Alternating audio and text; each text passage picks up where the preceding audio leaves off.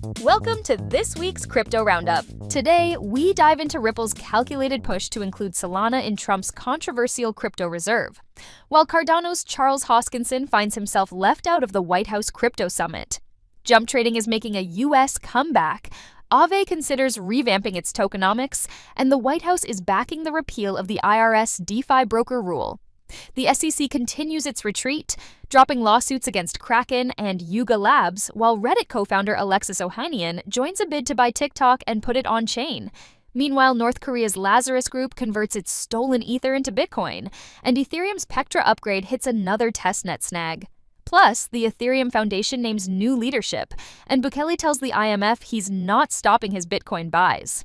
Thanks for tuning in to the weekly news recap. Let's begin. Ripple pitched Solana to bolster XRP's inclusion in U.S. crypto reserve.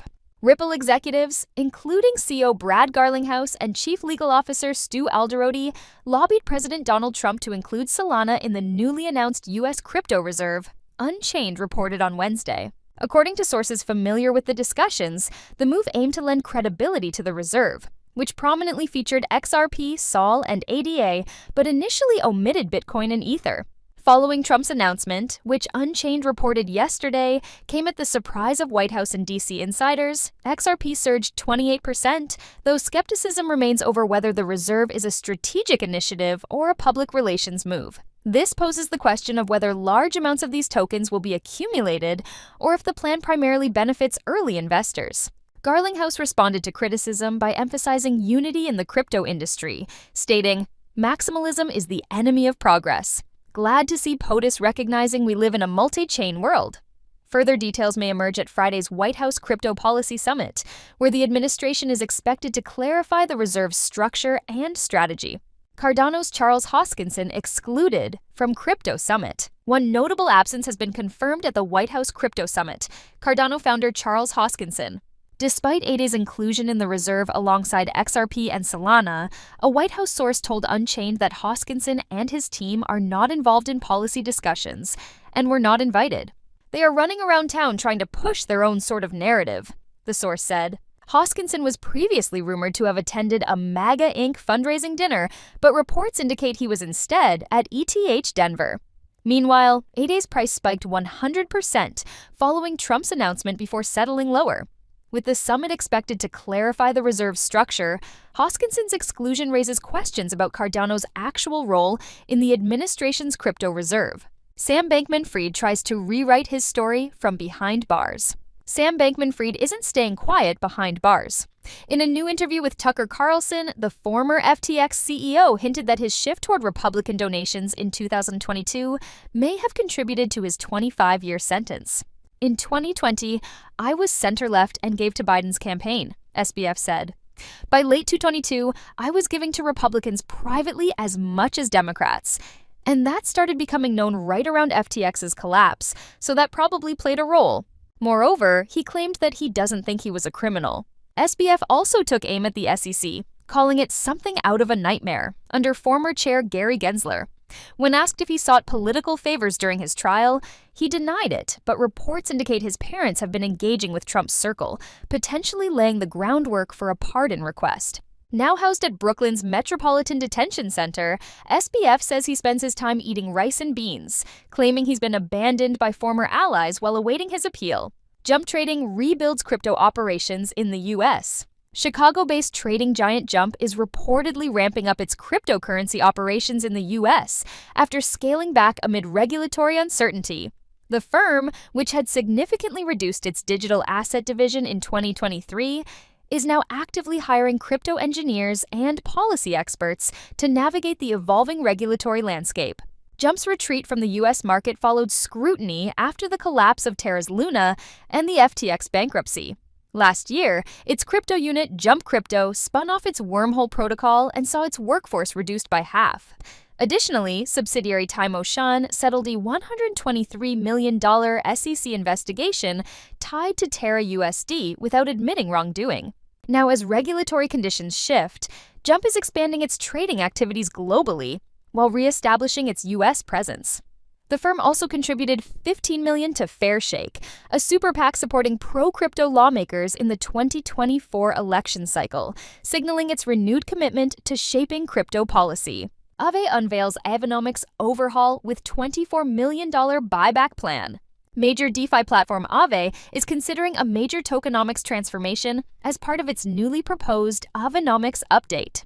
Introduced by Mark Zeller of the Aave-chan Initiative ACI, a community-driven group within Aave, the proposal outlines weekly Aave buybacks of $1 million for 6 months, with potential increases based on revenue growth. The initiative aims to optimize liquidity management, protocol revenue distribution, and staking incentives. A key component of the overhaul is the introduction of anti-GHO, a non-transferable ERC20 token that will replace the current discount on Aave's GHO stablecoin and reward Stakave holders. Additionally, the proposal introduces Umbrella, a revamped safety module designed to protect users from billions in potential bad debt.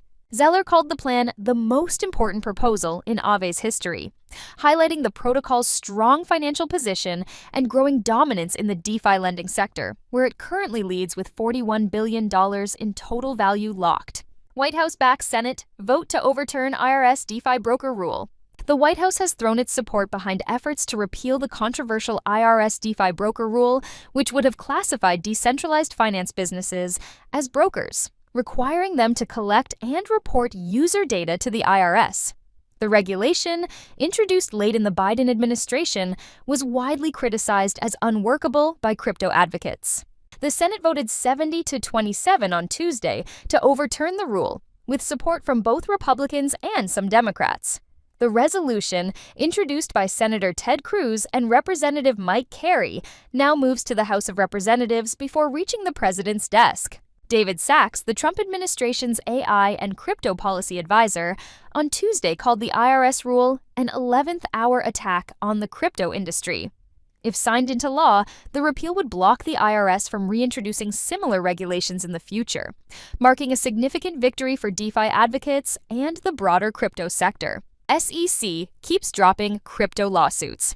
The U.S. Securities and Exchange Commission has dropped its lawsuits against crypto exchange Kraken and NFT firm Yuga Labs, marking another significant step in the agency's retreat from aggressive crypto enforcement. Kraken, which had been fighting allegations of operating as an unregistered securities broker and co-mingling funds, announced that the SEC had closed its case without penalties, business changes, or admissions of wrongdoing.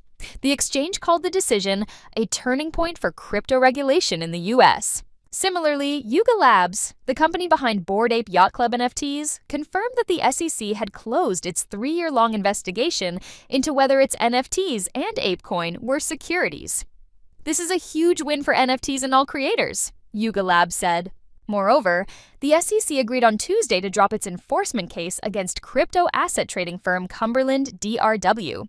Alexis Ohanian joins bid to buy TikTok and put it on-chain. Reddit co-founder Alexis Ohanian has joined Project Liberty's bid to acquire TikTok's U.S. operations, with plans to bring the social media giant on-chain using blockchain technology. Ohanian confirmed his involvement on X, saying, "Users should own their data, creators should own their audience. Period." The bid, led by Frank McCourt, aims to restructure TikTok's data model by integrating Frequency, a decentralized social media protocol.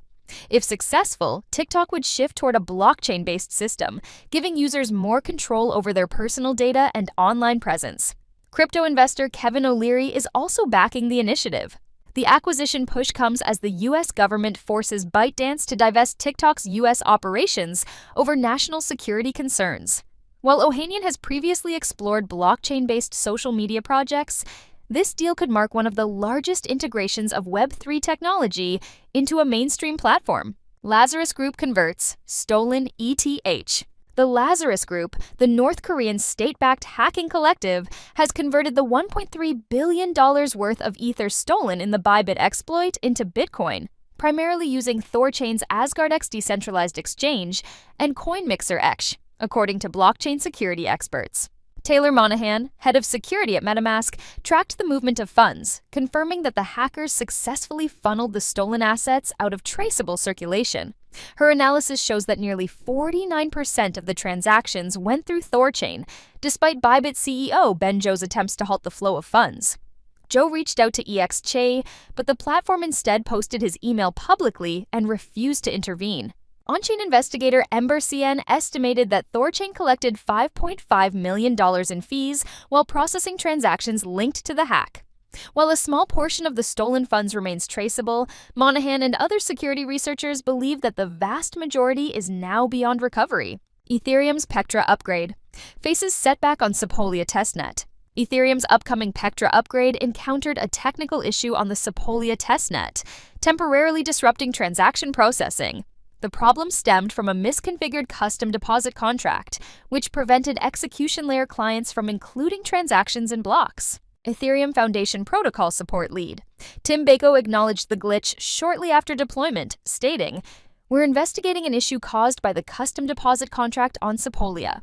Developers quickly coordinated a fix, restoring block transactions after about 5 hours. However, infrastructure providers and wallets may require node updates to ensure full stability. This is the second testnet issue for Pectra, following earlier validator misconfigurations on Hoskinson that delayed finalization. Ethereum developers had initially planned a mainnet launch in early April, but ongoing testnet challenges could impact the timeline. The upgrade is expected to enhance scalability, security, and validator staking limits, making it one of Ethereum's most ambitious updates since the merge. Ethereum Foundation appoints co-executive directors. The Ethereum Foundation has announced a major leadership restructuring, naming Xiao Weiwang and Tomasz Stanczak as co-executive directors, while former director Aya Miyaguchi transitions to the role of president. Wang, a longtime Ethereum researcher, has been instrumental in Ethereum's scaling efforts, including sharding and the merge. Stanczak, the founder of Nethermind, brings extensive experience in Ethereum's execution layer. Their appointments follow growing community criticism over the foundation's leadership, with some calling for Miyaguchi's complete departure due to concerns over Ethereum's competitive positioning. Meanwhile, former Ethereum researcher Danny Ryan has taken a different path, joining Etherealize, a newly launched initiative focused on promoting Ethereum's adoption in traditional finance. Ryan described his goal as building an institution that ensures Ethereum becomes a key part of the global financial system. Core Ethereum developer Tim Bako called the leadership transition one of the most consequential turning points in Ethereum's history, as the foundation aims to strengthen its role in the evolving crypto landscape. Fun bits. Bukele doesn't bow to IMF. El Salvador's president Nayib Bukele has a message for the International Monetary Fund. No, it's not stopping.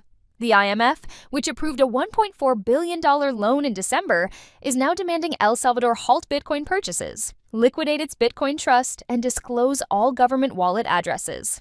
Bukele isn't having it. Just as the IMF laid out its new rules, El Salvador's Bitcoin office announced it had added another BTC to its national reserves, because of course it did.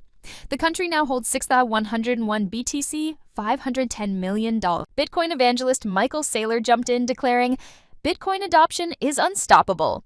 Bukele, never one to miss a punchline, fired back with, "Proof of work, proof of whining." The IMF wants compliance, but Bukele seems more interested in stacking sats. The showdown continues, and so do the Bitcoin buys. And that's all. Thanks so much for joining us today. If you enjoyed this recap, go to unchainedcrypto.com newsletter, that is unchainedcrypto.com newsletter, and sign up for our free newsletter so that you can stay up to date with the latest in crypto. Unchained is produced by Laura Shin with help from Matt Pilchard, Juan Aranovich, Megan Gavis, Pam Majumdar, and Margaret Curia. The weekly recap was written by Juan Aranovich and edited by Stephen Ehrlich. Thanks for listening.